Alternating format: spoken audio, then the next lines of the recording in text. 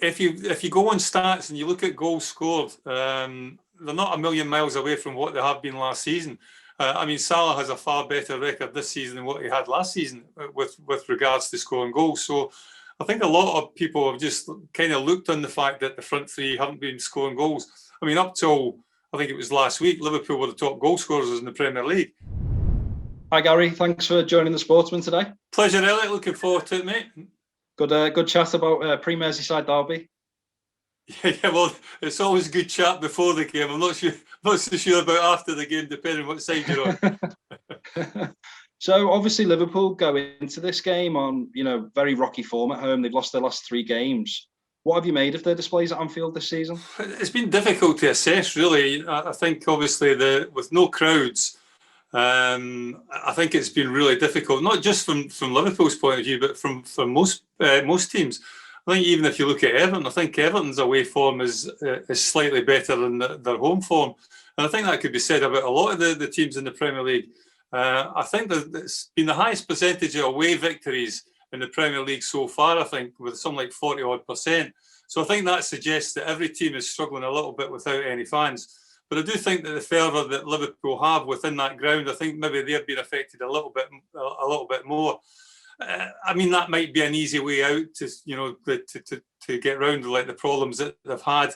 I think that the pairings at the centre back position has not helped them. They've had key men out at probably key times, and sometimes it happens. After winning 68 games, they can't seem to win a game, or undefeated in 68 games. They can't seem to win a game at home at this moment in time. And Everton will be like stiff opposition. They're playing really well this season. And if they actually do win their games in hand, can go above Liverpool at this moment in time. So it's all to play for. And I don't really know. You can put one thing down to like why Liverpool have struggled at home. I'm not 100% sure, to be quite honest with you. So Liverpool have got a ridiculous record at home to Everton. They've not lost at home to them since 1999. So you can't say it's a whole century that they're unbeaten. Yeah. Will they see this as a great opportunity? Or in fact, does the fact that Everton are next to come to Anfield, does that add to the pressure? I think there's always pressure. I think when you're playing with a club like Liverpool or even Everton, I think there's always pressure on players, certainly on managers as well. And, the recent run of form that Liverpool have shown, then certainly there is a lot of pressure. In fact, that they're reigning champions as well. I think that kind of like puts a little bit more pressure on the game as well. I think this is a big, massive game from both sets of players and both sets of fans' perspective. That it's always a big encounter and there's always pressure coming into these games. The build-up is always probably a little bit more intense than maybe what other games would be. And then in a strangest kind of way, that might help Liverpool a little bit. But I think when you look at that record, records are there to be broken, aren't they? Just as we say, we're talking about 68 undefeated games at Anfield. That record's gone, so there's no reason. And I'm sure Carlo Ancelotti will be exactly saying this to these players. That's history. It's in the past. It's not about the present. It's certainly not about the future.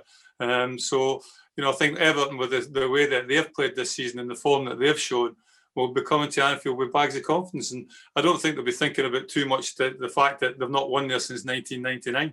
Everton are 7 games unbeaten on the road. They showed real character to come back at Man United. They showed even more character to keep going against Tottenham in the FA Cup to win 5-4 in that incredible fixture. Carlo Ancelotti has really changed the mentality at Everton in a short space of time. Yeah, I think not just the mentality, but like the playing staff as well. I think he's brought in players in key areas of the pitch that certainly have helped them. I think when you looked at Everton, I think the one criticism you maybe had said like in seasons gone past, they maybe didn't have the legs in the middle of the park. And I think they have that now. I think with the likes of Alan, obviously he's been out injured, but the core coming in there as well. They've shored up at the back to a certain extent. And they look an all-round like decent outfit. And I think when you've got Calvert-Lewin, I mean, again, there was a lot of questions levelled at that young fella. Could he score goals? And that was probably one that was levelling that sort of criticism at him. I couldn't really see where the goals were going to come from other than Richarlison. Richarlison for me is a quality individual, but can certainly hit the highs, but can certainly hit the lows as well, and a little bit unpredictable. But they certainly found a goal scorer in Calvert-Lewin that can equal the best of them. And I think when you've got a player like that, that you know that can score you goals, then I think you're always in games and always got a chance of winning games. I think that's proven that this season, that he's been a big player for them. And if Everton are to end the hoodoo at Anfield, where do you think the battle will be won? Do you think it will be Everton's attack, which will be key, or as you said, do you think it's now that we've got legs in midfield, do you think Everton that will boost them? Well, I think when you look at most games, and certainly most big games, I think all the key battles would probably come in the middle area of the pitch, and that probably be one area that Liverpool will want to dominate. I think when you look at games, and certainly even in Liverpool's recent run of games when they've not probably been playing at their best, they have had the majority of the ball, they have dominated possession. It's creating that, putting that pressure at that possession and creating opportunities to score, and they've not just been able to do that.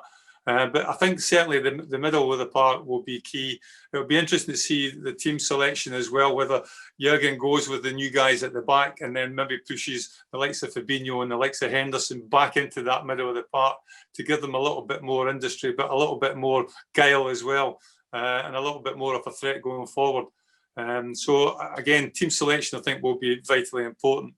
But I think it's got all the recipes. They've been an absolute cracker. As I say, Everton got to fancy the chances coming here for like, for the first time in quite a while. And Liverpool's defence is obviously, but it's been decimated by injuries. How, as a former defender yourself, how difficult will it have been for Jordan Henderson and Fabinho to fill in that void? Do you agree that it's Liverpool's defence with the voids? It's actually hampered the attack as well, the whole functionality of the team? Well, probably because of the balance maybe has been lost in the middle of the park a little bit, with the likes of Fabinho and the likes of Henderson having to play centre-back. I think Liverpool probably play well, certainly I think, personally, I think they play better with the likes of Henderson in the middle of that park, with it on that right-hand side, with his energy to get up and down, close people down in tight areas, win balls in good areas of the pitch. And maybe that's been something that's been lacking in recent games because of the fact that Henderson has had to play at centre-back. I think, if you can play central midfield and a holding role in central midfield, I don't see that there's any reason why you probably can't play as a centre-back. And the amount of possession that Liverpool have as well, where you dominate the ball, that, sometimes it can be easy. But I think they've got experience. That's the biggest thing. They've played an awful lot of games. They know how to control games. They've got that experience to get that know-how to get them through games playing centre-back. But, taking them away from the middle of the park, a bit like what Manchester City did last season when Fernandinho played centre-back. He was more than comfortable playing centre-back, as is like Fabinho, as is like Henderson. But what they lost maybe in the middle of the park would be something that probably we didn't see an awful lot of, but like I'm sure that was an area of the pitch that Manchester City weren't as dominant last season as what they had been in the past. And I think that's the case with Liverpool this season, very much that Fabinho and Henderson, albeit they've been coping well at the back and playing through games quite comfortably. It's what they've been lacking in the middle of the park that's maybe been the thing that has detracted from them by playing centre-back. Yeah, and what have you made of Liverpool's attack this season? I mean, Diogo Jota came in and really hit the ground running, but he's had a spell on the sidelines. It just hasn't clicked as well as it has in the previous 2 seasons, has it? Well, people say that, but if you go on stats and you look at goals scored, they're not a million miles away from what they have been last season. Salah has a far better record this season than what he had last season with regards to scoring goals. So I think a lot of people have just kind of looked on the fact that the front three haven't been scoring goals. I mean, up till I think it was last week, Liverpool were the top goal scorers in the Premier League. So, it's not all doom and gloom with the guys up front. I think, again, it's because you set your standards so high. And I'm not just meaning the front three. I think the whole team, when you start losing games, everybody wants to point fingers at people and question what the team selection is, or where is it all going wrong, or where's it going right and where's it going wrong. And the easy target, if you're not scoring goals, is people kind of falsely think, as I say, Liverpool were the leading goal scorers in the Premier League. So I think sometimes you've got to take a little step back and have a look and analyse it yourself, and not just go with the flow and think because everybody's saying it's the front three that's the problem. there's no need for you to like think that as well, because as I say, the stats are like just as good as maybe what they have been in recent years. Yeah. And Gary, when you played for Liverpool, like they virtually won every week. when players... you say that, you do say that, Elliott, but when you look back, it wasn't the case, to be quite honest with you. Again, like people, because you end up winning, you're winning league titles, and especially in the 80s, where it was a heyday to be on Merseyside, wasn't it? Because if we didn't win it, more often than not, Everton won it. But we lost a lot of games. There was only one season, I think, 87, 88, when we only lost 2 games. If you look at the other seasons, we lost 6, 7, sometimes even more games than that. But if you win the league doing that, then people just tend to look and think, well, you're constant winners. But that wasn't always the case, Because that's what I was going to say. Do you think, as players, does a perceived run, or the way Anfield is a fortress, can that have an effect on the away team, that they know that Liverpool are perceived to win every week, even though it's not necessarily the case? Can that get into players' mind? A footballer's psyche is, from a Liverpool point of view, when I was playing with Liverpool, we didn't think that we were going to lose any games. So that's your psyche going out onto the pitch. Now, if that's your psyche as a player playing from Liverpool, that's good reason, because Liverpool were constant winners. Opposition-wise, if you're like, for instance, a Coventry City, who I played for, coming to Anfield, you're not thinking that you're going to like stroll through the game and get 3 points or win it quite easily. It's going to be a battle, and you're going to have to play exceptionally well. And maybe Liverpool are going to have an off day. So you do have that psyche as an opposition player coming to Anfield. But that's only natural, because you look at the opposition. You look at, certainly when I was playing, the likes of Dalglish, the likes of Rush, the likes of Hansen, the likes of Souness, the likes of Phil Neal, all international players. And I think that's maybe not so much the case now, because more often than not, you look at Premier League clubs and they're all littered with international players. And I think it's more a level playing field these days than maybe what it was back in the day. But you still look from an opposition's point of view at the quality that, as the opposition. And you do feel a little bit overawed at times. And I think you go into games thinking that, you've not got... It's not a case you've not got any chance, because you've always got a chance in a 1v1.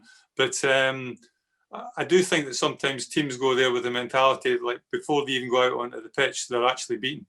The 80s, as you alluded to, were a time when Merseyside ruled football.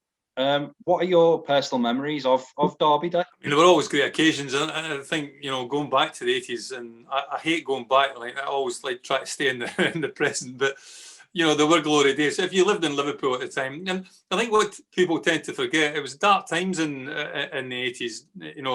Not on the football pitch, but certainly off the football pitch. And Liverpool as a city were going through their own problems, and the crowds weren't fantastic. It wasn't a case of where it was a full stadium week in, week out. And I think it was an escape. It was an escape, and certainly both teams, Liverpool and Everton, gave the people of Liverpool something to shout about, because for the majority of the 80s, they were the 2 best teams in the league, and it was a fantastic time to be playing football in the city. And I just think, going into Derby Day, it was always a big build up. It was always hype.